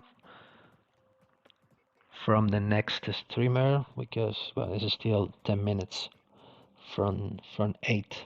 So for example, now let's make it this. I'm gonna use this like this. We already have this. I am making this ring for me. So I said that the mandrel size is 20 millimeter. But if I am looking for the new size, of course we need the size, the measurement. So sometimes I used to ask to the client. So the client has requested to me 3 different sizes from the same ring. I prefer that the customers tells to me the measurements because there are many different criteria as far as I know. As I see, there are many different criteria about the ring sizes. For example, if this is already 20 millimeters, but I'm looking for 20.5 millimeter. If I keep this active, the all button, so if I change the size of the mandrel, I will adjust all of the tools at the same time. So clicking here, everything is growing. Now we have another finger size, which is 20.5 millimeter. Of course, everything is growing, so the weights start growing. So depending on how many sizes you need and the kind of metal you are casting your design.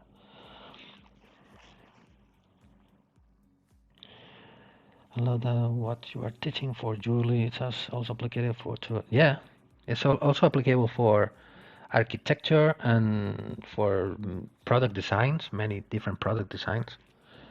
The scaling is very important.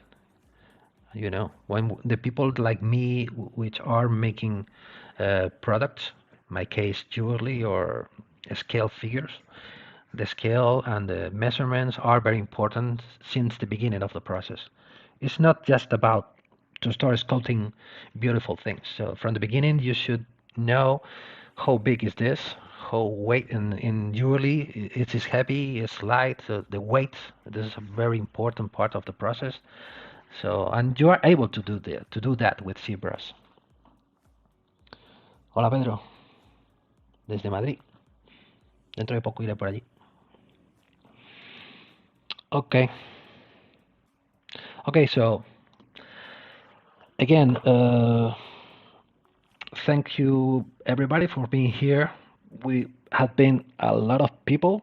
I'm very happy with that because that means that the streaming that I'm doing looks interesting for the people. So I'm gonna start continuing making more streams in the future. Next week, not maybe, and then the week after the next week. I should be think about it, but I will be posted on my social media. So have a good day and thank you again.